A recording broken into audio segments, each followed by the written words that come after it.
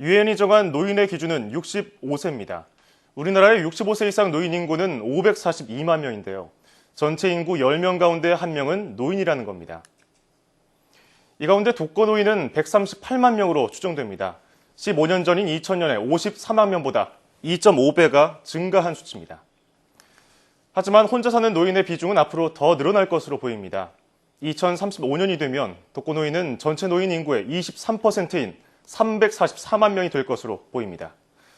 이처럼 혼자 사는 노인 가구가 늘면서 외로운 죽음, 고독사가 사회적인 문제로 떠오르고 있습니다.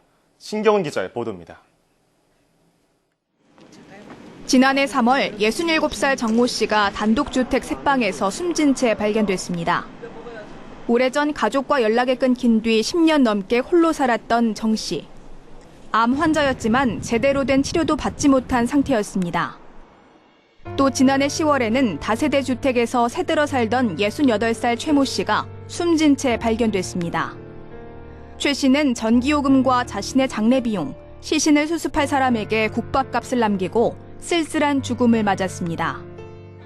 이처럼 가족이 있지만 왕래가 끊겨 외로운 노년을 보내는 독거노인이 적지 않습니다. 복지부 조사 결과 독거노인 6명 중 1명은 가족과 거의 왕래가 없어 고립 상태에 있는 것으로 나타났습니다. 조사 대상 74만 명 가운데 16%인 11만 8천 명은 가족과 만나지 않거나 1년에 한두 번밖에 만나지 않는 것으로 조사됐습니다. 혼자 사는 노인들은 이웃과의 소통도 거의 단절된 상태였습니다. 이웃과 만나지 않거나 연간 1, 2회 만난다고 응답한 독거노인은 13%에 달했습니다. 외로운 노인들은 경제적 어려움과 심리적 고통에 시달리고 있습니다.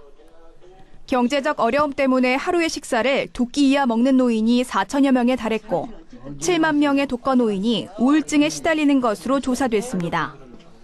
전문가들은 부양에 대한 사회적 인식이 바뀌다 보니 점차 혼자 사는 노인이 증가하고 있다고 진단합니다. 예전에 노부모 부양을 자녀 책임으로 보던 이런 가치관이 좀 변한 것 같습니다. 또 두 번째로는 어르신 본인도 좀 개인 생활을 중시하는 경향이 좀 반영된 것으로 보입니다. 실제로 통계청의 조사 결과 1998년에는 노부모 부양을 가족이 책임져야 한다는 의견이 90%에 달했습니다. 하지만 지난해에는 32%로 3분의 1가량 줄어들었습니다. 반면 노부모 스스로 생계를 책임져야 한다는 답변은 8%에서 17%로 2배 이상 늘었습니다. 경제적 어려움과 외로움에 시달리다 쓸쓸한 죽음을 맞이하는 고독한 노인들. 혼자 사는 노인들은 관리 사각지대에 놓일 수밖에 없는 만큼 이들을 위한 대책 마련이 시급합니다. YTN 사이언스 신경은입니다.